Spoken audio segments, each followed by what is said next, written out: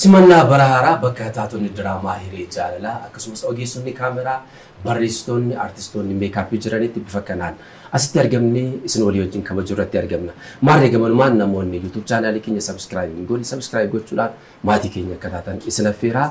Abiliif qaamoleen wajjin hojjechuu barbaadan oomishaaf tajaajila keessan biratti beeksifachuu barbaadaniif ammoo manni keenya banaadha. Anaa dhufuudhaan isin simannaa karaa lakkoofsa bilbilaa asii gadi argitanii nuuf bilbiluudhaan nuuf barreessuudhaan nu quunnamuu dandeessu. Egaan daawwattoota keenya akkuma duratti isiniif kaasne guyyaa har'aa kana taatonni diraamaa hiree jaalalaa maalummaa taatummaa keessatti qabanii fi eenyummaa isaanii sassaffii wajjin wal qabsiisnee isaanii wajjinis gaaffii garaagaraa kan taasisnu ta'a.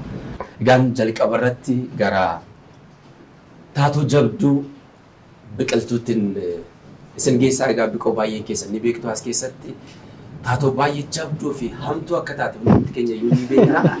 Hammeenyi ishee kun jireenya ishee dhugaa wajjin walitti dhufeenya qabaa ilaata. Jireenyi ishee dhugaan eenyummaan ishee sirriin kanaadhaa ilaata waan jedhu irratti isheedhaaf gaaffii ni taasisna. Mee biqoon of agarsiistu. Tole hundi keessanuu guddaa galatoomaa baga ayyaana bara 2018tiin isin gahee hordoftootaa fi daawwattoota Borsan Films yookiin hiree jaalalaa jechuun barbaada. Maqaan koo inni sirriin Biqiltuu Taaddaseedha. Inni kaaraakterii Giiftii Shiraxaxxuu. Giiftiidha. Egaa Biqiltuun kan isheen dhalattee magaalaa Dambidolloo ganda Duwwaa 5 of jechuu xiqqoo ishee. Magaalaan Dambidolloo gaa magaalaa paayileetota biqilchite, magaalaa dooktaroota biqilchite, magaalaa akkuma isin beektan sadarkaa adda addaarra namoota ogummaa garaagaraatiin biqilchitedha. Har'a immoo ana biqilchuu deemti.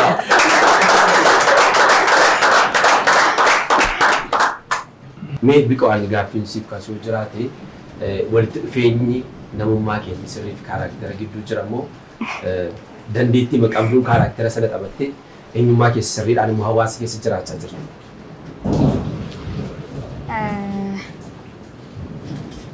It's very difficult.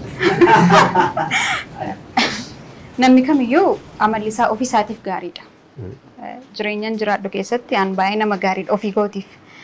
Kaaraakterii sana wajjin wal fakkaata waliin fakkaatu isa jedhu namooti kan biraan utuu murteessanii gaariidha garuu kaaraakterii sana wajjin tasuma waliin fakkaatu bakki tokko garuu jirti.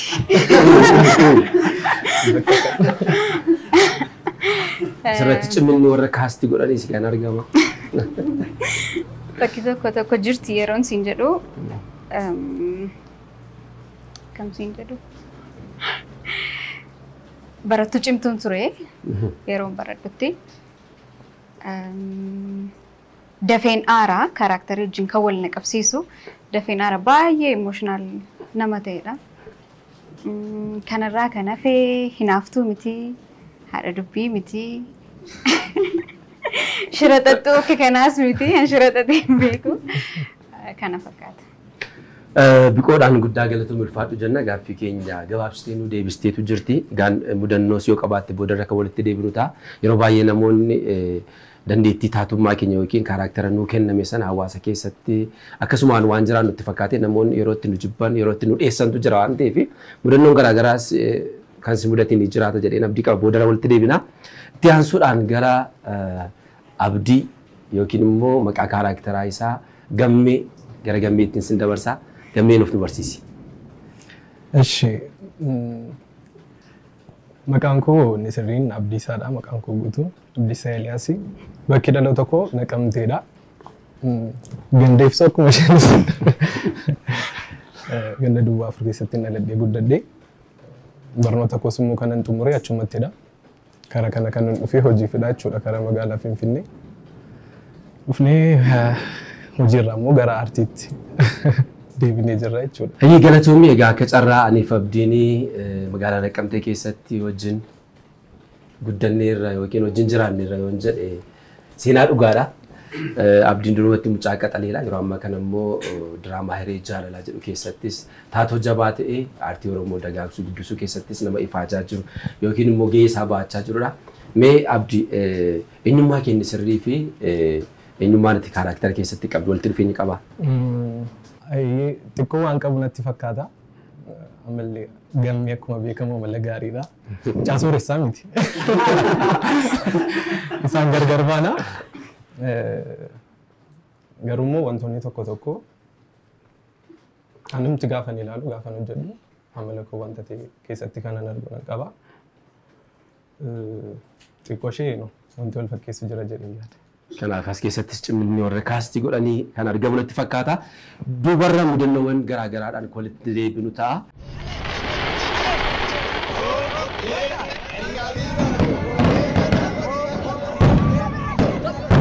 Daawwattoota keenya maarree ammallee sagantaa keenya akkuma itti fufetu jira. Madaala keenya akka eeggannuuf ammoo gara tarree harka koo mirgaatti argamanitti dhufee shaazuudhaan gaaffiin gaafadha. Egaa shaazuu namoonni baay'een karakteraan ni beektu, eenyummaa isaanii sirriin immoo maalidha? Akkasumas shaazuun eenyudha kan jedhu shaazuu marraa kan dhageenyu ta'a. Dhufaana tura. Tole, ani maqaan koo Shaazuuraan jedhama. Kanan dhaladhe Salaalee godina Shawaa Kaabaa aanaa warra jaarsu magaalaa Tulluu Milkiitti. Egaa adeemsotaa fi toora hojiiwwan garaa garaa booda garee jaalatamuu kana gidduun jira. Kana fakkaata. Hayyee guddaa galatoomii ulfaadhuttiin jennaan egaa shaazuudhaan karaktera keessatti ni beekna. Mee karaktera alatti walitti dhufeenyi hariiroon wayii jiramoo karakterri waan biraa eenyummaan keenya sirriin waan biraa? Tole karakteriin kun diraamaa hiree jaalalaa keessatti qooddadhee taphadhu Jirraa jedhama. Jirraa Qaxalicha. Egaa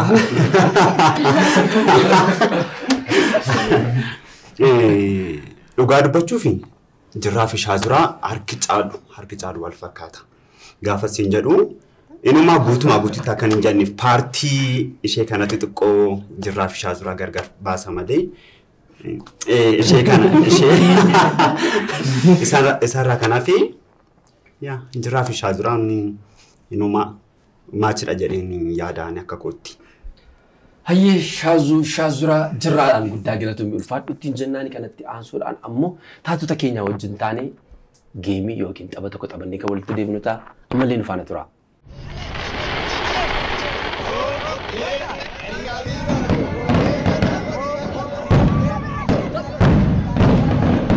Daawwattoota keenya sagantaan keenya ammas akkuma itti fufetti jira. Kanatti aansuudhaan ammoo garee harka koo mirgaaf bitaadhaan jiran wal dorgomsiisna. Egaa fuuldura keessatti kan argitan kun burcuqqoo dhugaatiidhaaf qophaa'e miti taphaaf kan qophaa'edha.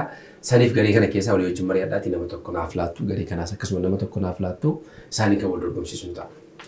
Ifaadhamti.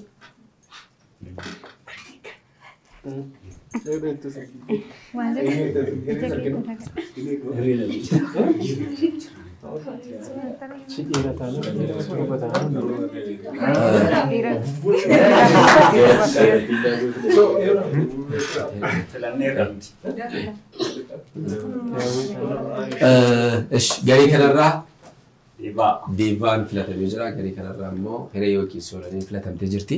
Kallattiin gara dorgommii keenyaatti kan dabalu ta'a. Garii lammanirraa namoonni dorgommiidhaaf bakka bu'an gara fuulduraatti nuuf dhufu. Deevaan gara kanatti soolee hireen gara kanatti.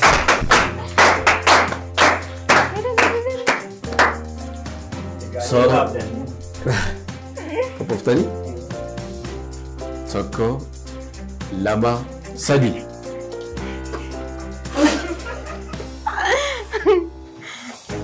Harkaan tuquun hin danda'amu. Harkaan tuquun hin danda'amu. Harkaan tuquun hin danda'amu.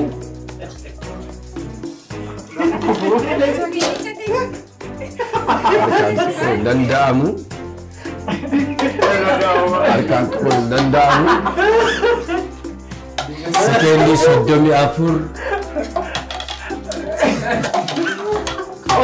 Gari lachuu hin carroomne yeroo isaanii dhiyaatan maamilli jira. Faana galatumaatti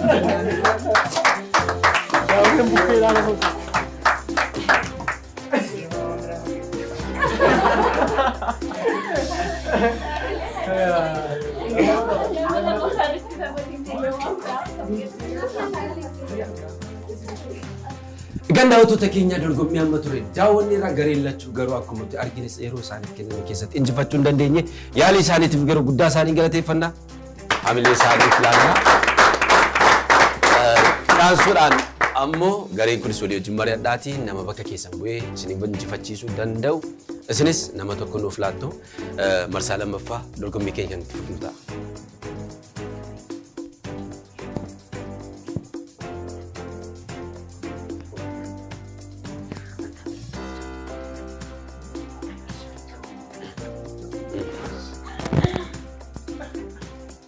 Gareen kun nama bakka isaanii bu'ee dorgomee isaan injifachiisuu danda'u gammee nu laataniitu jiru. Garee kanarraa immoo barakaan garee kanarraa bakka bu'eetu jira. Yaa gaallachuu haala wal fakkaataadha. Gara fuulduraatti isaanii nafteerra. Seeronni nuti duratti kaasne hundumtiyyuu isaan irrattis kan hojjetu ta'a isiniifis isin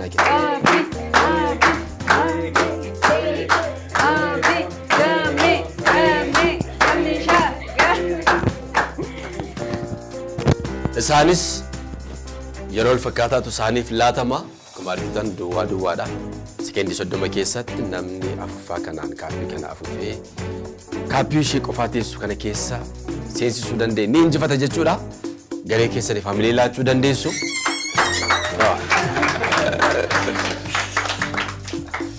Qophooftanii 1 2 3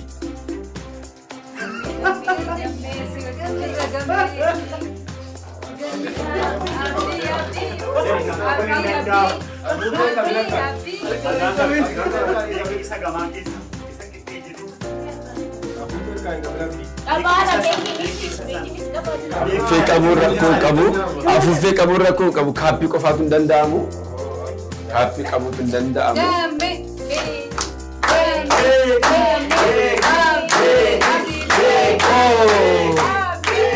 Yeroon isaanii xumuramee jira akka carraa gareen lachuu ammas injifanne hamilee isaanii guddaa isaanii galateeffannaa kabajaa galateessa isaanii deebisna. Egaan wal dorgommii ammaa irratti akkuma laalle gareen barakaafaa sadarkaa xumuraarra ga'anii garuu waa hubachuu hin dandeenyu abbaan murtii keenya yeroodha yerootu nu daangeessa saniif barakaadhaaf hamileen ni mala hamileen nu addaa. Inni koo isa duwwaa fuudhee isa baay'ee keessa kaa'e.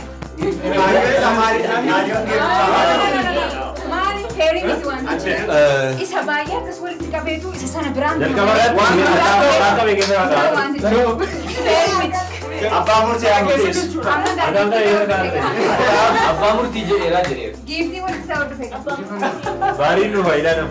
Irra deebi'amee haa taphatamu heerii miti taphachi.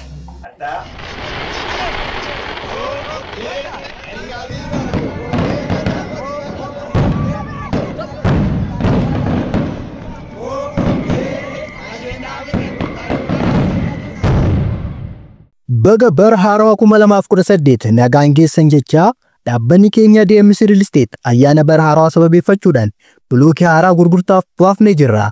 Bilookiin kun kaawwan irraa kan adda isa godhu mana tokkoo liifii tokko qabaachuusaa, peentaawusii qabaachuusaa, stoorii bal'aa akkasumas iddoo laawundarii ruumii bal'aa qabaachuusaa, siree hojjettuu fi iddoo dhiqannaa waliin qabaachuusaa, gara kutaa siree guddaa fi gara saalooniitiin barandaa guddaa qabaachuusaa, akkasumas kallattii gara afraniin ilaalcha hawwataa ta'e qabaachuusaati.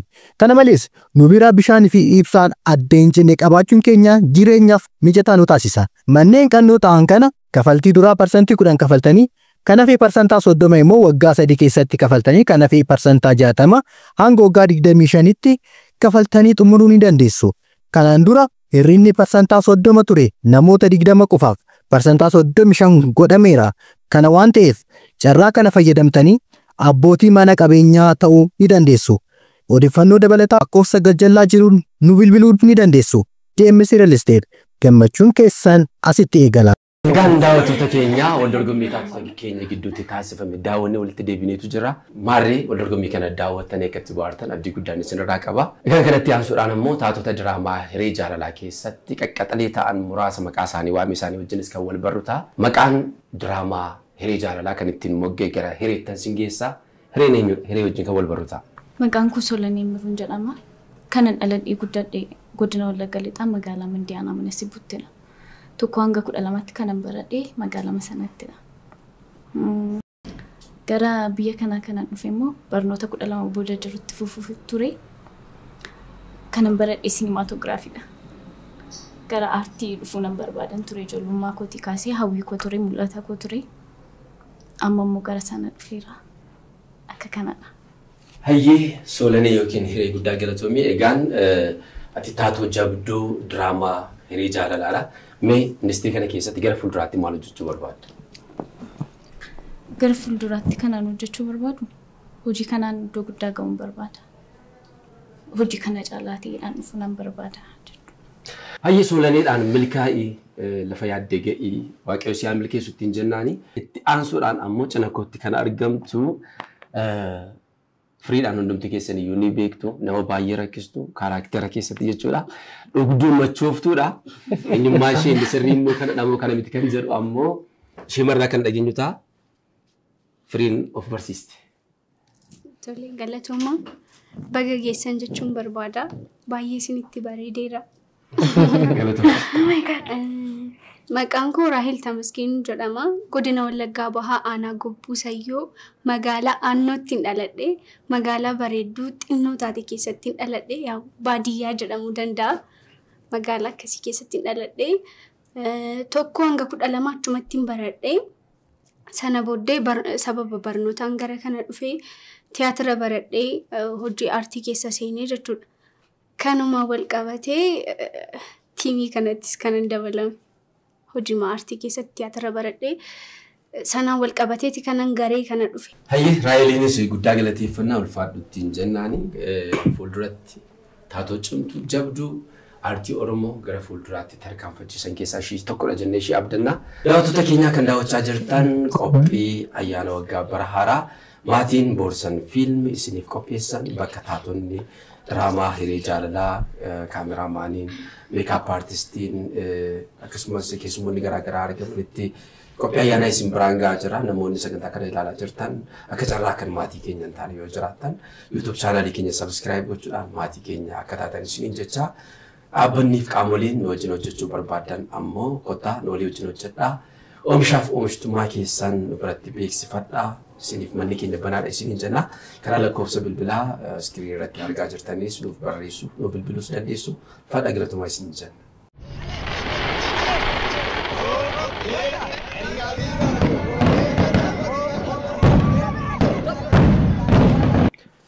Kan daawwachaa jirtan qophii addaa bara haaraa sababeeffachuudhaan maatiin boorsan fiilmii isiniif qopheessedha. Maarii sagantaa keenya daawwachuudhaan itti bu'aaraan wajjin yeroo gaarii qabaachaa akka jirtan abdii guddaa isinirraa qabna. Kan itti aansuudhaan maarii ammallee gaaffiin keenya akkuma itti fufetti jira. Kan itti aansuudhaan ammoo gara Zoolaattan isin geessa. Mee Zoolaa yeroo jalqabarra iskiriiptiin siif dhufe. Iskiriiptii kana dubbistee maaltu dhagahame kaaraakterri siif laatame sun si gammachiiseera moo kaaraakter eenyutu siif laatameetu sitti tola ture? Tole baay'ee galatoomii. Jalqaba irratti hordoftoonni diraamaa hiree jaalalaa hundumti keessan baga geessan isiniin jechuun barbaada. Itti aansuudhaan hiriyoota qaqqaalii babbareedduu ani hojii kana keessatti buufadhe hunduma keessanii baga geessan isiniin jechuun barbaada. Hayyee baga wajjin keenya. Galatoomaa. Ani maqaan koo Zalaalem Laggasiin jedhama. Godina Wallagga Bahaa magaalaa Guddattoo Arjoo keessatti kanan dhaladhee guddadhe. Yuunivarsiitii Amboo dipaartimentii yookiis muummee elektirikaal and kompiitar injiinariing jedhamuun kanan eebbifame. Yeroo muraasa booda an piroojeektii baay'ee jaalladhan ture. Piroojeektii itti bobbaanii hojjechuu jechuudha. Hojii dhuunfaa. Piroojeektii ta'e dorgomnee argannee otoo hojjechaa jiru haala siyaasaadhaan gidduutti feel godhee utuun kanaan dhiphachaa jiru sagalee aartii zaloo naan jedhu achi booda nannee galagalee yeroo ilaaluun waayyuun jiru. So na waama deddeebisee yeroo hundumaa na waama. Halkan na waama, guyyaa na waama. Ani sagalee akkasii dhaga'uu waan hin barbaanneef gurra koon qabadhan ture baay'ee. Sagalee aartii dhaga'uun jaalladhan ture. Na waama irra deddeebi'ee innufu yerootti yeroo maleetti maqaa koo na waama. Na barbaada utuun hiriyoo tokko wajjin dhaabadhee haasa'u. Qofaa koo riba keessatti na barbaada. Ani jaalladhuun ture adeemsa muraasa keessa garuu na amansiise. Na amansiise kanaaf walitti dhufeenya gaarii godhanne aartii wajjiniini. Gaaffeeti na gaafatte sanaaf dhugaa dubbachuuf taanaan iskiriiptiin gaafa barraa'ee karaktara kana wajjinaaf kennamu fudhee nan ilaaleen ture baay'ee nan ilaalaa. Gaafan dubbisee fixu asii gadi beekaadha maqaan karaktara kooti. Beekaa wajjin jalqabumaa kaasnee walitti dhufeenyi keenya akka gaarii ta'e naaf galeera beekte. Baay'ee akka walitti dhufnu nan hubadhe. Dursitanii ol beektan. Dursinee wal argan. Hayyee Zoolaadhaan guddaa galatoomii ulfaadhu ittiin jennaan dhugumatti Zoolaa aartiin waamuu ishee dubbii isaatiin addatti nutti agarsiiseetu jira. Obboleessi keenya barreessaan diraamaa Hiree Jaalalaa obsumaanis gidduu keenyatti argama waan ta'eef akka inni uummata bira ga'ee jaallatamu. Mee iskiriiptii kana barreessuu akkam ture chaalenjiiwwan jiranoo? Hunda dursa uummanni biyya kanaa baga gannaa baatanii booqaa birraa nagaan argitan isiniin jechuun barbaada. Gamanumaan immoo maatiiwwan diraamaa Hiree tiimiin Boorsan Fiilmis baguma jabaannee jiraannee hojjennee milkoofnee nama guyyaa kanaa taanee jechuun barbaada. Gama iskiriiptii fi gaaffii jechoonni kun eessaa dhufa akkamittiin kan jedhutti immoo yoon deebi'u jalqabuma isaa dugda duubatti obsumaan godaa ka'ee goda gaafan jedhu immoo giddu gala Tsaggaayee Gabramadiin keessatti tiimii ogbarruutu ture. Tiimiin tiyaatiraa fi ogbarruu tureera. Tiimii ogbarruu kana keessatti immoo baay'ee dhaadheffamee haasa'amaa tureera yeroo sanattis barruu nani barreessu. Maaliif leenjiin gaantii jira sa'aatii sanatti jechuudha.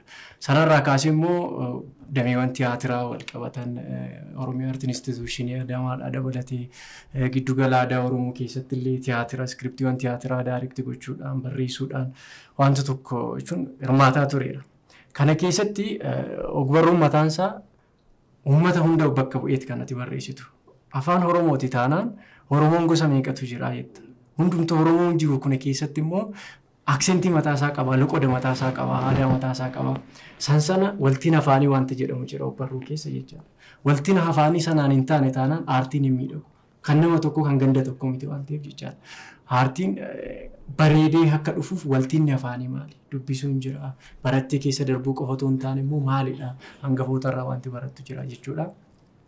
Gama diraamaa Hireetti yoon deebi'u immoo barreessaan jabaan Naa'om Taaddasee yeroo waliin taanee barreessinutti iskiriiptii kana keessatti dhugumatti nama baay'ee jabaa jechuun akka wal beeksitti wal faarsiti jedha Oromoon sana miti dhugumatti dhugaa lafa jirudha waan ta'eef hawaastis waan arguudha uummannis ilaalaa jira waan ta'eef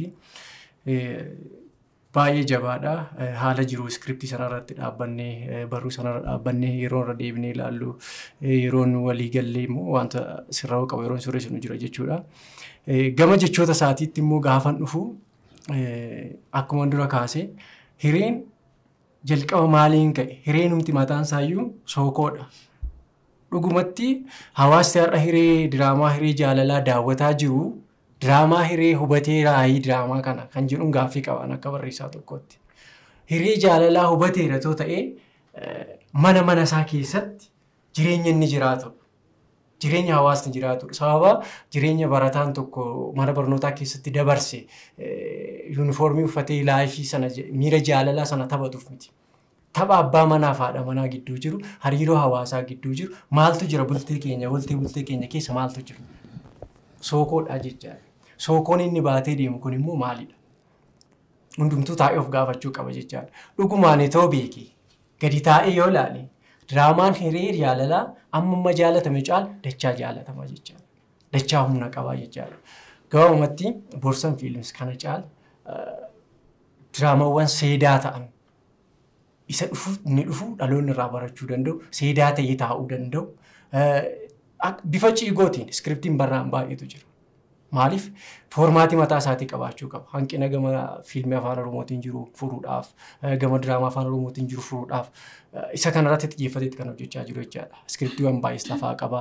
Jechuun milkaa'inaaf isaati baay'ee tattaafata. Ammas namoonni hawaasti kana dura daawwataa turtan, ilaalaa jirtan gara caalutti ilaaluudhaaf baay'ee qophaa'a.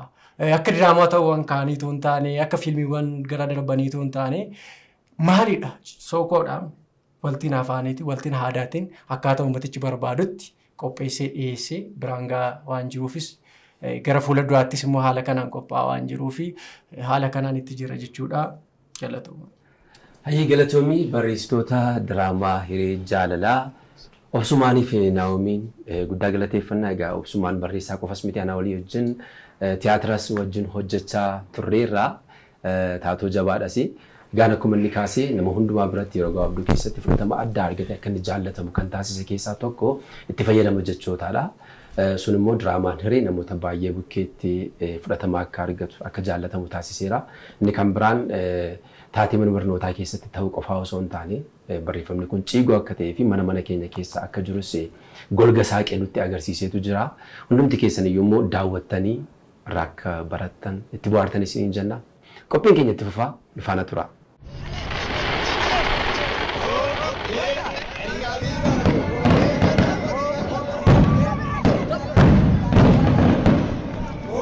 Daawwattoota keenyaa kan daawwachaa jirtan qophii addaa bara haaraa sababeeffachuudhaan maatiin boorsan fiilmii isiniif qopheessanidha. Sagantaa keenya daawwachuudhaan nu wajjin guyyaa ayyaana gaarii dabarsaa akka jirtan abdii isinirraa qabna. Maarree kanatti aansuudhaan ammoo taatota haaraa odeessummaarraa gara qooda fudhachuudhaan maatii boorsan fiilmii ta'an ittiin sin dabarsaa. Taatota haaraa sadan tokko qabna isaanii wajjin immoo kan wal baru ta'a. Gancana kootti kan argattan maqaa kaaraakteraasaa gurmuudhaan kan beektan mee gurmuun of beeksisaa nu faana tura. Tole maqaan koo Barakaataa Akkalan jedhama. Kanan dhaladhe Dambidollootti yoo ta'u garuu guddinni koo magaalaa Naqamteetti elementarii amma iskuuliitti magaalaa Naqamteetti baradhe.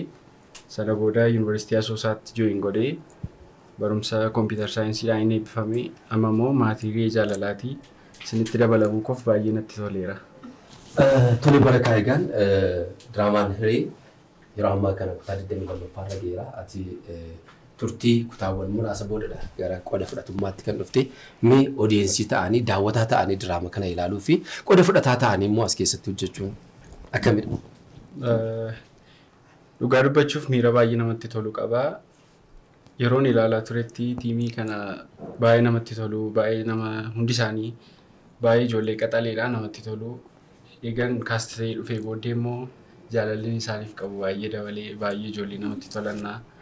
Hundi isaanii iyyuu hojii irratti waan hundumaa irratti ijoollee qaxaleedha. Baay'ee namatti tola. Seenaan inni fidatee dhufee waan hundi isaayyuu gaariidha. Jaalladheeran baay'ee. Kanaaf daawwataa ta'uu moo qooda fudhataa ta'anii hojjechuu? Miira baay'ee cimuudha. Daawwataa ta'anii gaafa ilaalan hamma guyyaan gadhiifamu eegamee ilaalamutti baay'ee abdii guddaadhaan saspeensi ta'edha. Gaafa jooyin gootu immoo hamma dhuftee wal argitee wajjin haasoftee miira obbolummaa miira maatiin nama keessa jira. Amma guyyaan waraabbii dhufee hundumtuu wal argee haasa'utti baay'ee si hawwisiisa. Baay'ee waan namatti toludha. Hayyee gurmuun galatoomii dhugaa dubbachuudhaaf hojii hojjennuun jaallanna taanaan qooda fudhataa qofaa miti hojii keenyas immoo akkuma nama kaaniitti teenyee ilaalla achi keessatti of madaallaa cimina keenyaaf dadhabina keenyas adda baafanna waan ta'eef taatonni daawwattootadhas jedhee ni yaada. Itti aansuun ammoo gara taatoo haaraa diraamaa Hiree Jaalalaa kan biraattan isin dabarsa. Maqaan koo Abdiisaa Tsaggaa Wandimmuun jedhama. Kanan dhaladhee godina Qellee Wallaggaa Aanaa Gidaamii ganda bareedduuf namatti toltu. Ganda Burii jedhamtu keessatti kanan dhaladhee guddadhee kutaa tokko kaasee hanga 8tti achitti kan inni baradhee kutaa 9 kaasee hanga 12tti immoo as gara Fiichee kanan baradhe. Isa booddee gara Asoosaatti narsiingiidhaan kanan fixe. Ammoo sarara kan argadde asabdicha. Galatoomii Abdiin egaa ogeessa fayyaadha. Ogummaa isaatiin hawaasa tajaajilaa jira. Abdiidhaan Kanal Pilaasitti wal beekna. Kanal Pilaas afaan Oromoo keessatti immoo daayireekteera jabaa akkasumas voice actorii qaxalee ture. Yeroo ammaa kana immoo taatoo haaraa jabaa ta'eetu gara diraamaa Hiree Jaalalaatti makameetu jira. Waan gaarii sirraa eegna. Anaan ofuusiin jenna. Daawwattoota keenya sagantaan keenya ammas akkuma itti fufetti jira. Kanatti aansuudhaan ammoo gara yaada daawwattootaa yookiin reaakshinii oodiyensiitti kan dabarru ta'a. Gaan akkuma beekamu biqoon karaktera baay'ee shiraxaxxuu hamtuu taateen beekamti. Hawaasa keessa gaafa jiran namni gaafa diraamaa wajjin waan dhugaatti fakkaatee taateen mudannoowwan garaagaraa waan jiraatanii fi mee kanaa wajjin wal qabatee waan nuuf qooddoo yoo jiraate biqoon.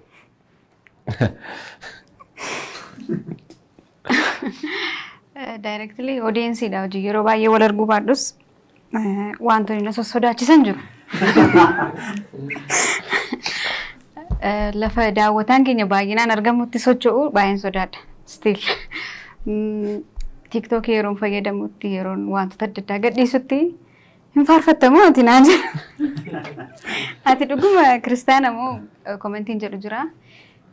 Komentiin baay'ee mana sodaachisee iskiriinshatii godhee liidarii keenyatti ergee lafan si argetti lafan si buusaayidha. Yoomiyyuu hin dagadhu.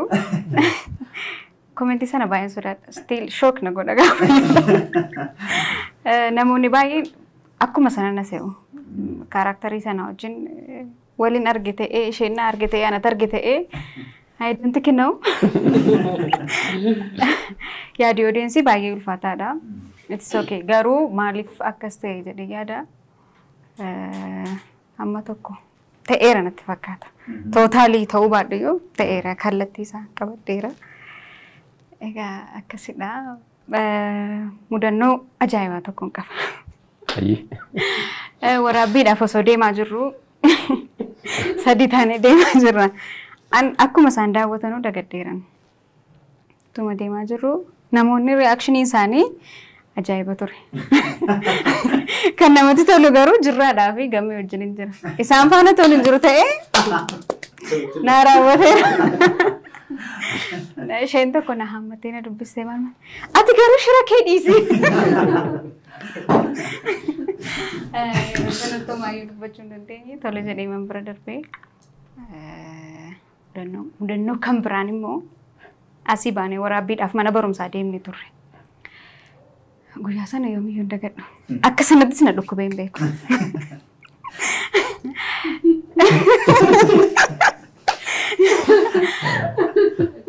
Teenyee utuma hojjechaa jirru utuma biiricha keessaa ba'uu hin danda'u dhukkubi garuu baay'ee push na godheera.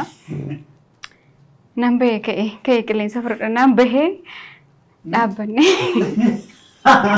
na qabanii na dhaabbachiisanii hin dandeenye bakka waan hunduu natti fakkaate sa'aatii sanatti laphee koo baay'ee na waraanee maal hin kadhannan jedhe.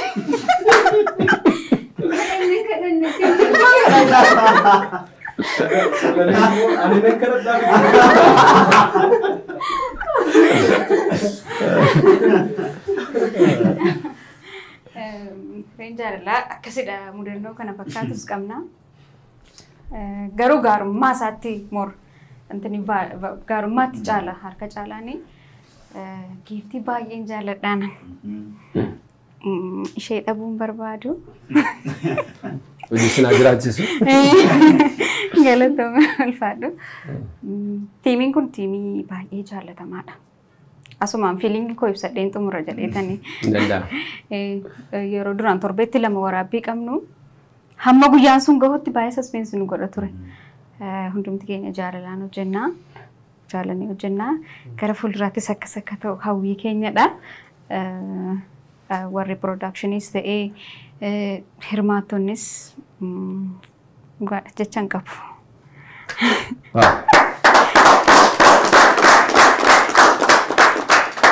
Giftiidhaan galatoom jennaan egaan hunduma keessan iyyuu gaafanne mudannoowwan garaa garaa kaasuu akka dandeessan nama tarii ishee kaaraaktara ishee wajjin wal qabate yaadi daawwattootaa yookiin reakshin audience adda ta'uu danda'a kan jedhuudhaan ishee gaafadhe mee tunirran darbin duraa biqoon warra si doorsisaniin kaarektara ta'uu isaanii audiensitti itti maddu. Inni kan biraan garuu kaarektara keen alatti kaarektara kan biraa ta'uu kana hin hojjenne ta'e wanta yaaddu qabda turte. Kaarakteriin jibbamu hin jiru. Especially amma fakkeenyaaf giddu galaa tiyaatira leenjii tan bahe.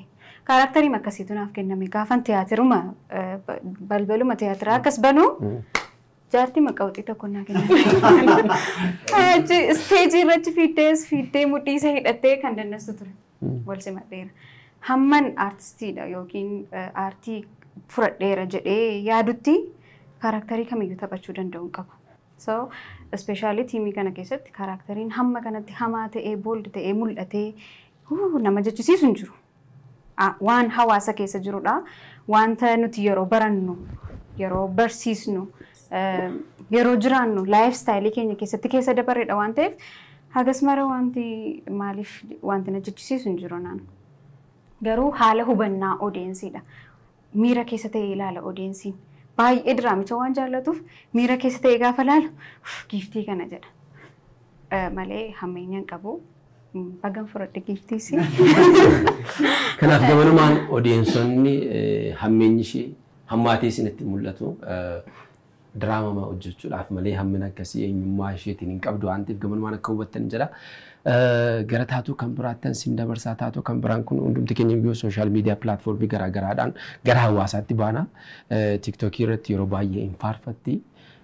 Karaktera isheen diraamaa hiree jaalalaa keessatti qabdu immoo dhugduuf himachooftuudha. Anumti mataan koo taajjabeera koomentiiwwan garaagaraa yeroo barreeffaman nan argaa. Egaa karakteriin firii dhugdii hiriyyaa ishees takka faayidaa mataa isheef jettee hin ganti. Garuu firiin nama akkamiidha? Maatii ishee baay'ee jaallatti. Maatii isheedhaaf jettee riskii kamiyyuu fudhatti. Hamma dandeessuu olitti ni yaalti jechuudha. Kanadha kan gara dhugaatiittis gara hiriyyaa ishee ganuuttis maalittis kan ishee geessu. Nan hubadhaan amma akka firii ta'e yeroo yaadu nan hubadhaan amma Raaheliin gochuu dandeessi waan firiin gootu sana. Jechuun kaayyoo maatii ishee abjuu maatii ishee irraa qaban dhugoomsuu fi waan ta'an gochuu danda'u realitii jireenya koo keessatti waan ta'an gochuu danda'udha kan isheen gootu. Kanaafiyyuu nan hubadhaan ani firiidhaan namni baay'een eeyyeen anis waan dhugutti fakkaata ani bishaan malee waan tokko hin dhugu.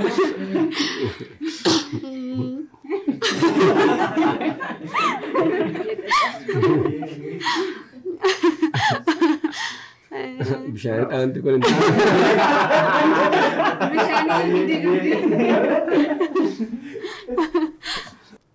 akkuma isiniin jedhee ani bishaan malee homaa tokko yoon dhugu dabalatamuu wanti an dhugu bunadha. Araada bunaa qaba. Jireenya gosa dhugaa keessatti immoo naman jaalladhuuf baay'ee amanamtuudha. Hiriyaa koofis ta'e maatii koof namoota naannoo koo jiraniif baay'ee amanamtuudha. Hiriis immoo baay'ee hin jaalladha. Firiinis immoo hin jaallattiin haaluma jiruu tokkotu ishee dirqamsiiseetu malee. Kanadha. Anas mudannoo na mudatee beekaa egaa akkuma nama kaaniitti carraan isaa na qaqqabee. Ani yeroo baay'ee baasiidhaanis hin deemu, taaksiidhaanis badaa kanan fayyadamu. Kanaafiyyuu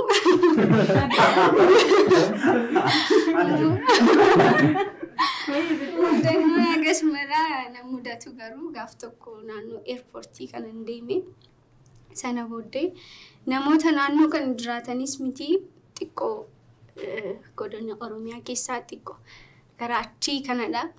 Sana booddee na dhufanii hireen saayiba keenya naan jedhan. Hireen saayiba keenya ija keenyaan dhuftee lafa si buusna naan jedhan. Namoota waanan ture lakki jedhee hubachiisuuf namoota gurguddoodha. Ittiin falmuu hin danda'u yeroo sanatti. Lakki diraamaadha inni maal jedhe nan sodaadhe anis namoota gurguddoodha. Nan sirreessa kana booddee ittiin deebi'u lammaffaa hireen jeequun jedhee waadaa seenee fi galatoomii maal si jaallanna siinis nan jedhanii narraa adda ba'anii. Kanadha anaaf mudannoon koonni guddaanii. Ijoolleen maatii hiree jaalalaa anaaf akka maatiidha, akka obbolaadha, akka obboleessa guddaatti, akka obboloota xixiqqootti wal gorsinee wal barsiisnee wantoota baay'ee sheerii waliif goonee wantoota asitti qabnu qofa osoo hin taane wantoota waraabbiirraan alatti jireenya keenya adda biraa irratti illee hojii garaagaraa irratti illee wal utubnee wal gorsinee waliin mari'anneeti kan nuti jiraannu baay'een isin jaalladha. Isiniin argachuu kootiif isuma dhugumaa baay'een gammada. Yeroo hundumaa waa'ee keessan nan yaada. Kana caalaa hojjechuu akka dandeenyu, kana caalaa waan haaraa uumuu akka dandeenyu nan beeka. Osoo carraansaa argamee aartii Oromoo keessatti wantoota gurraan dhaga'uuf namatti hin tolle cabsuu akka dandeenyu humna isaa akka qabnu sirriitti nan amana. Yeroon kana isiniin jedhu diraamaa afaan Oromoo hin laalu, fiilmii afaan Oromoo hin laalu wanti jedhamu wanti namatti hin tolle tokko jira. hanqinoonni jiran hanqinoota artii Oromoo keessatti jiran tiimiin kun akka cabsu abdii guddaan qaba. Riisuudhaan guddaa galateeffannaa yaadi bu'uura waan hundumaati yaadi galtee sagantaa keenyaati kanaaf daawwattoonni keenya yaada keessan nuuf qooduun dagatina. Oomishaaf tajaajila keessan nu biratti beeksifadhaan waliin hojjedhaan immoo dhaamsaa taatota diraamaa hiree jaalalaati gamanumaan gara hireettan isin dabarsaa.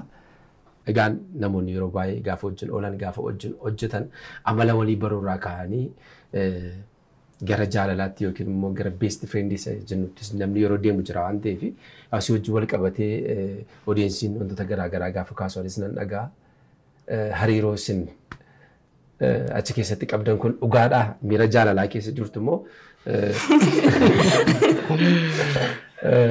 asuma taatummaa qofaan kana fudha.